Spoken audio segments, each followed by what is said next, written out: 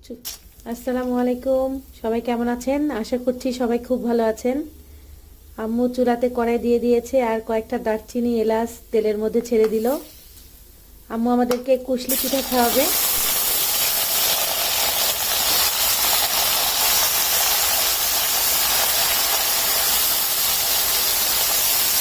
এগুলো মুরগির মাংস ছোট ছোট করে কেটে ফেলছে।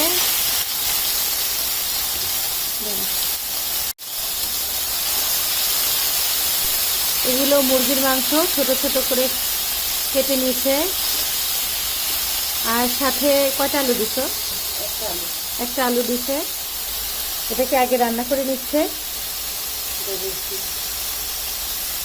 রসুন দিয়ে দিচ্ছে 2 চা চামচ। আদা বাটা দিয়ে দিচ্ছে 2 চা চামচ। মরিচ গুঁড়ো দিয়ে দিচ্ছে 1 চা চামচ। আমি একটু নেড়ে দেই।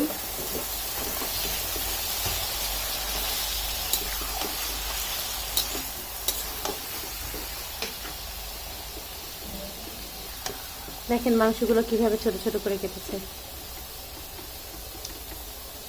হলুদ দিয়ে দিল পরিমাণ মতন।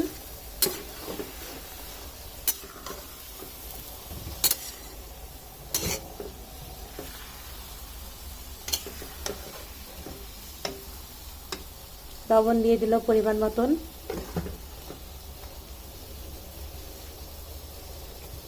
ধনিয়া গুঁড়া দিয়ে দিল 1 চা চামচ। কাঁচামরিচ 5-6টা এভাবে করে কেটে নিয়েছে আর ছোট ছোট করে কুচি করে। আর পেঁয়াজও অনেকগুলো দিয়েছে না? কতগুলো হবে?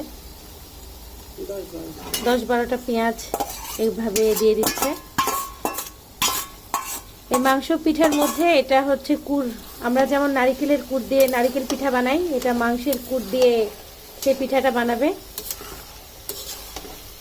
আমি আজকে আপনাদেরকে ইনশাআল্লাহ এই পিঠার পুরো প্রসেসিংটা দেখে দিব।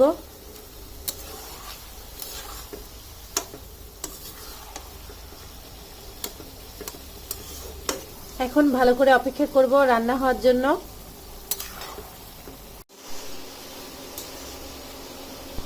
আম্মুই রান্না করছে। আমি পিঠাটিটা এত ভালো পারি না, তাই আপনাদেরকে দেখিয়ে দিচ্ছি যে পিঠা বানানো। আপনারা যারা পিঠা খেতে চান তারা এইভাবে করে মাংসটাকে রান্না করে নেবেন। গরুর মাংস দিতে পারেন চাইলে।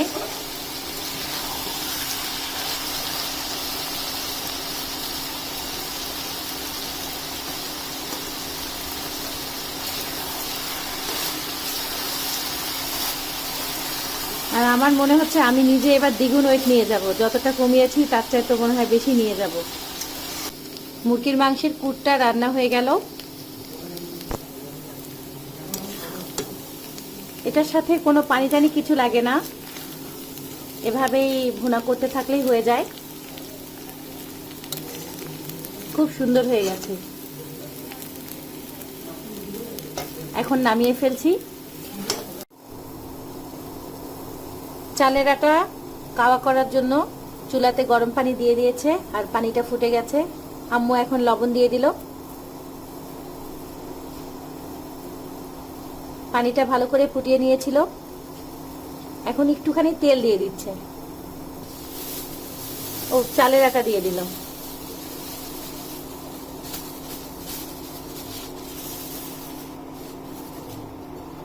ভালো করে নেড়ে নিচ্ছে।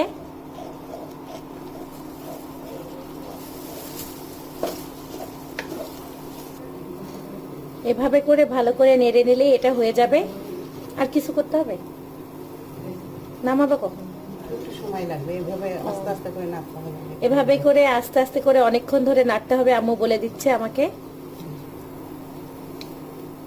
চুলার উপরেই এভাবে করে নেড়ে নিচ্ছে।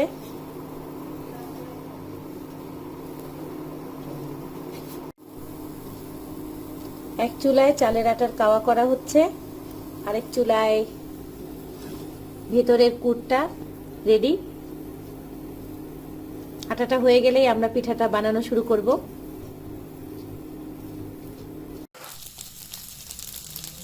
কাওয়াটা হয়ে যাওয়ার পরে এভাবে ঢাকনা দিয়ে ঢেকে রাখবেন, তাহলে আটা কাওয়া করাটা খুব সুন্দর হয়ে যাবে। চালের আটাটাকে একটু ছেনে নিল।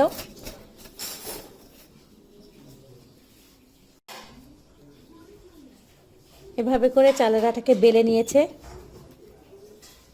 আর একটা গ্লাস দিয়ে গোল গোল করে কেটে নিচ্ছে।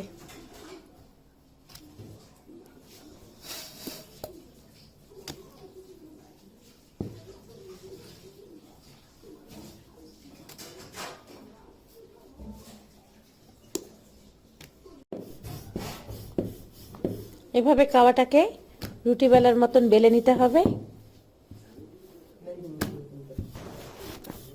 আর একটা এরকম গ্লাস দিয়ে গোল গোল করে কেটে নিলেই হয়ে যাবে।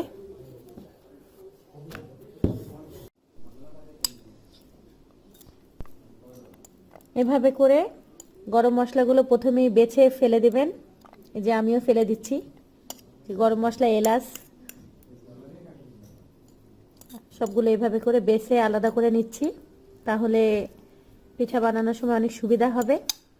এভাবে করে সবগুলো মাংস আমি বেছে নিলাম।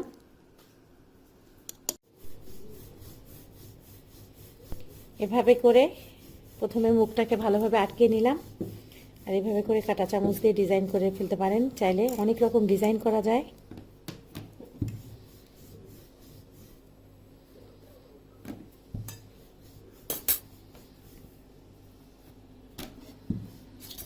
এগুলো কোনো ডিজাইন করিনি, এই ডিজাইনগুলো আমার ছোট বোন করছে।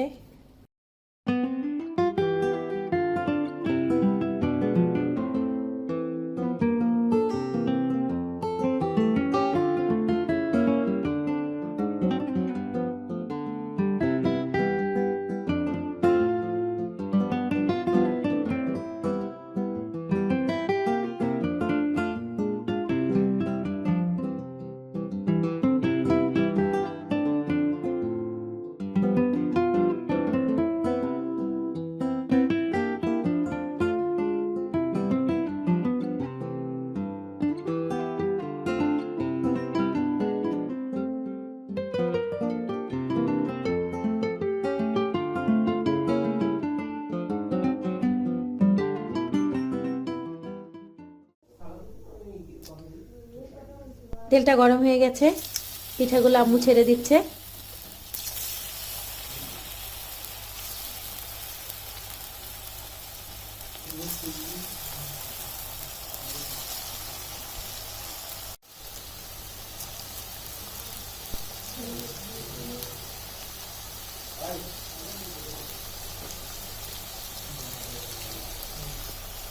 আমি একটু নেড়ে দিচ্ছি।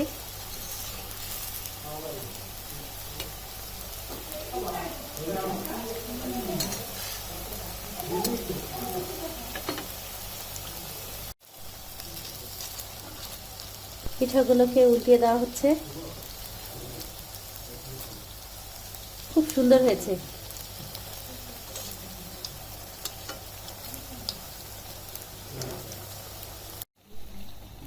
ভালো করে ভেজে আম্মু এভাবে তুলে ফেলছে। হয়ে গেল মুরগির মাংসের পিঠাটি। অনেক টেস্টি, আর মায়ের হাতের টেস্ট এটা একটু অন্যরকম, অসাধারণ। আর এর সাথে কারণ আমার মায়ের ভালোবাসা আছে। আমি খেয়ে দেখছি কেমন লাগে। অপূর্ব। এই পিঠাটি আপনারা হালকা ভেজে ফ্রিজে রেখে দিতে পারেন, যখন খুশি তখন গরম করে খেতে পারেন। মাইক্রো ওভেনেও গরম করতে পারেন।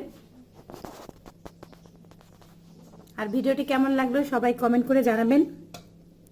ভালো লাগলে অবশ্যই লাইক করবেন, কমেন্ট করবেন, শেয়ার করবেন, আর আমার চ্যানেলে অবশ্যই সাবস্ক্রাইব করতে ভুলবেন না। আল্লাহ হাফেজ।